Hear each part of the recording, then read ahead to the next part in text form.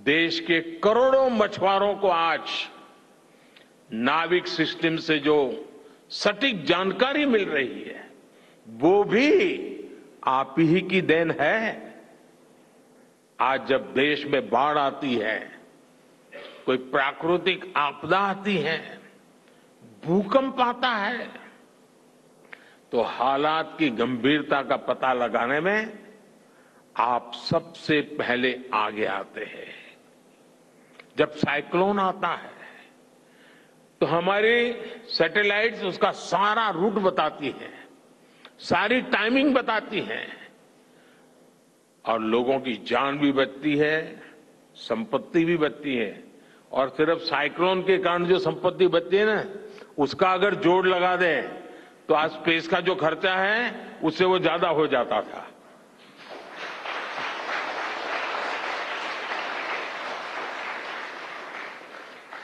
हमारे PM Gatishakti national master plan का आधार भी स्पेस टेक्नोलॉजी ही है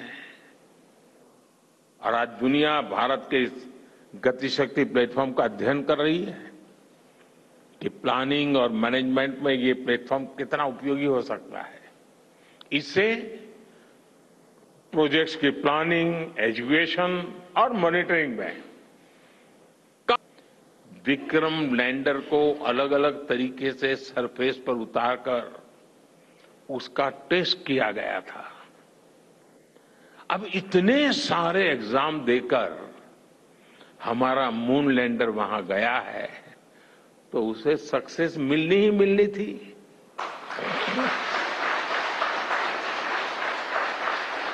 साथियों, आज जब मैं देखता हूं कि भारत की युवा पीढ़ी साइंस को लेकर, स्पेस को लेकर, इनोवेशन को लेकर इतनी एनर्जी से भरी हुई है, तो उसके पीछे हमारे ऐसे ही स्पेस मिशंस की सफलता है। मंगलयान की सफलता ने, चंद्रयान की सफलता ने, गगनयान की तैयारी ने देश की युवा पीढ़ी को एक नया मिजाज दे दिया है। आज भारत के छोटे छोटे बच्चों की जुबान पर चंद्रयान का नाम है। आज भारत का हर बच्चा आप वैज्ञानिकों में अपना भविष्य देख रहा है।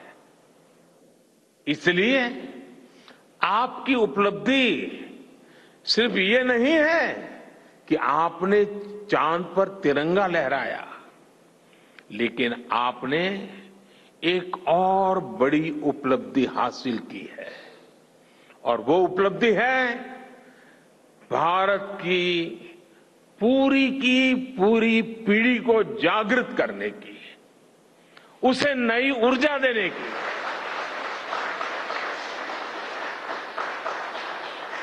आपने एक पूरी पीढ़ी पर अपनी इस सफलता की गहरी छाप छोड़ी है। आज से कोई भी बच्चा रात में जब चंद्रमा को देखेगा तो उसको विश्वास होगा कि जिस हौसले से मेरा देश चांद पर पहुंचा है, वही हौसला, वही जज्बा उस बच्चे के भीतर भी है, उस युवा के भीतर भी है। आज आपने भारत के बच्चों में आकांक्षाओं के जो बीज बोए हैं, कल वो वट वृक्ष बनेंगे और विकसित भारत की नींव बनेंगे।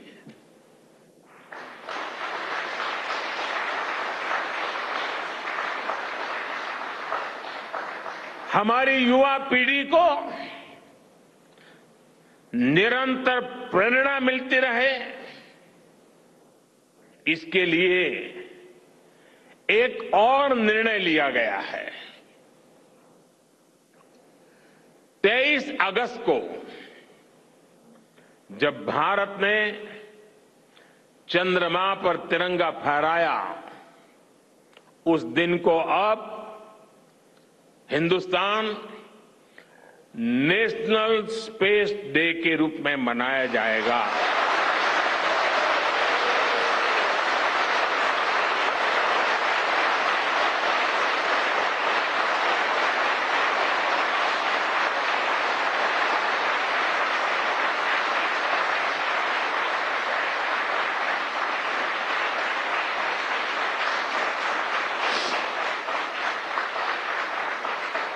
जब हर वर्ष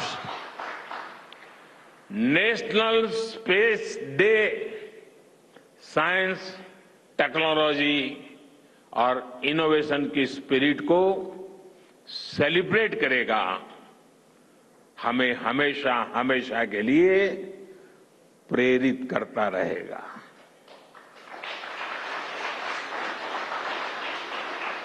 मेरे परिवारजनों, आप भी जानते हैं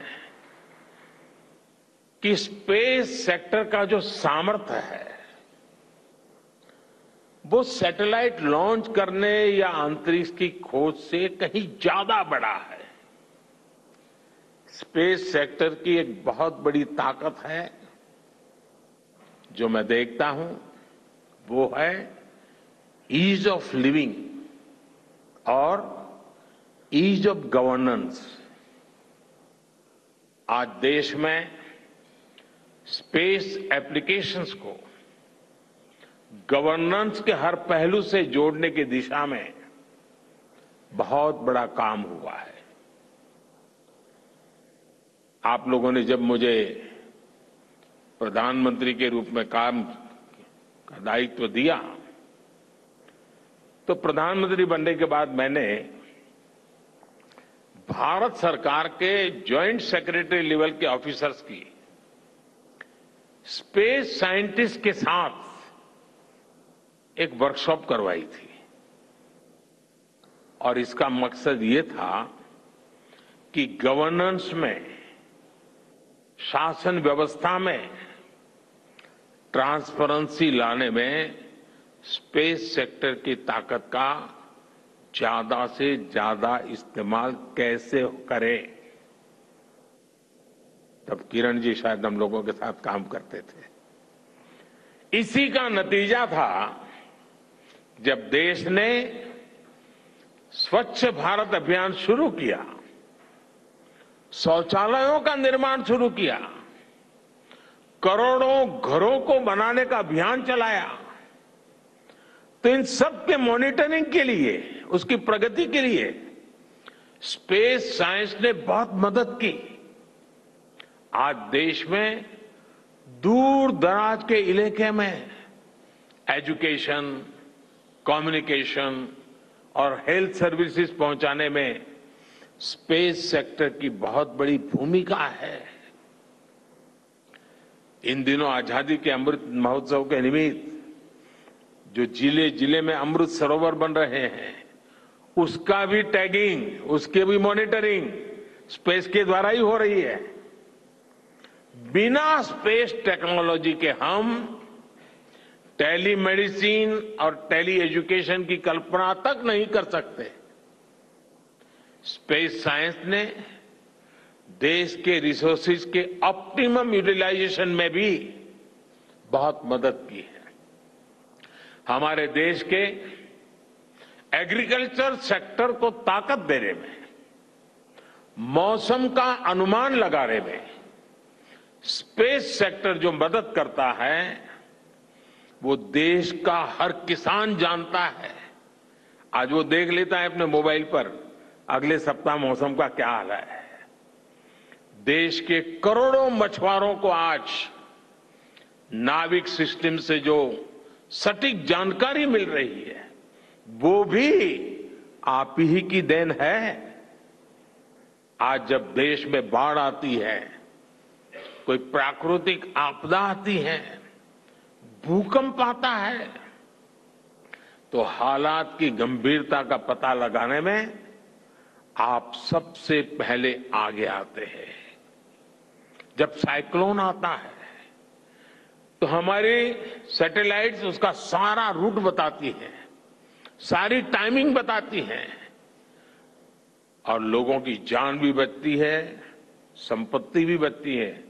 और सिर्फ साइक्लोन के कारण जो संपत्ति बचती है ना, उसका अगर जोड़ लगा दें तो आज स्पेस का जो खर्चा है उससे वो ज्यादा हो जाता था।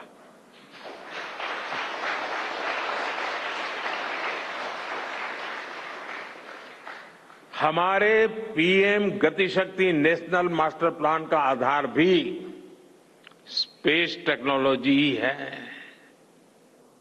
और आज दुनिया भारत के इस गतिशक्ति प्लेटफॉर्म का अध्ययन कर रही है कि प्लानिंग और मैनेजमेंट में ये प्लेटफॉर्म कितना उपयोगी हो सकता है। इससे प्रोजेक्ट्स की प्लानिंग, एजुकेशन और मॉनिटरिंग में काफी मदद मिल रही है। समय के साथ बढ़ता हुआ स्पेस एप्लीकेशन का ये दायरा हमारे युवाओं के लिए अपॉर्चुनिटीज भी बढ़ा रहा है, अवसर बढ़ा रहा है। और इसलिए आज मैं एक सुझाव भी देना चाहता हूं और मैं चाहूंगा कि आपके यहां से जो रिटायर्ड लोग हैं वे इसमें काफी मदद कर सकते हैं। अब ये मत बोलिएगा कि इतनी सुबह मोदी जी यहां आए और कुछ काम भी देकर के जा रहे हैं। साथियों, मैं चाहूंगा कि इसरो केंद्र सरकार के विभिन्न मंत्रालय और राज्य सरकारें मिलकर गवर्नेंस में स्पेस टेक्नोलॉजी पर एक नेशनल हैकाथॉन का आयोजन करें। इस हैकाथॉन में ज्यादा से ज्यादा युवा, ज्यादा से ज्यादा यूनिवर्सिटी, ज्यादा से ज्यादा नौजवान वो शामिल हो, जुड़े। मुझे विश्वास है ये नेशनल हैकाथॉन हमारी गवर्नेंस को और प्रभावी बनाएगा, देशवासियों को मॉडर्न सॉल्यूशंस देगा। और साथियों, आपके अलावा मैं अपनी युवा पीढ़ी को एक और टास्क अलग से देना चाहता हूं। और होमवर्क के दिए बिना बच्चों को काम करने का मजा नहीं आता है। आप सब जानते हैं कि भारत वो देश है जिसने हजारों वर्ष पूर्व ही धरती के बाहर अनंत अंतरिक्ष में देखना शुरू कर दिया था। हमारे यहां सदियों पहले अनुसंधान परंपरा के आर्यभट्ट, ब्रह्मगुप्त, वराहमिहिर और भास्कराचार्य जैसे ऋषि मनीषी हुए थे। जब धरती के आकार को लेकर भ्रम था, तब आर्यभट्ट ने अपने महान ग्रंथ आर्यभट्टीय में धरती के गोलाकार होने के बारे में विस्तार से लिखा था। उन्होंने एक्सिस पर पृथ्वी की रोटेशन और उसकी परिधि की गणना भी लिख दी थी। इसी तरह सूर्य सिद्धांत जैसे ग्रंथों में भी कहा गया है, सर्वत्रैव महिगोले, सर्वत्रैव महिगोले स्वस्थानम उपरि स्थितम मन्यन्ते खेयतो गोलस तस्य क्व ऊर्ध्वं क्व वादः। अर्थात पृथ्वी पर कुछ लोग अपनी जगह को सबसे ऊपर मानते हैं, लेकिन ये गोलाकार पृथ्वी तो आकाश में स्थित है।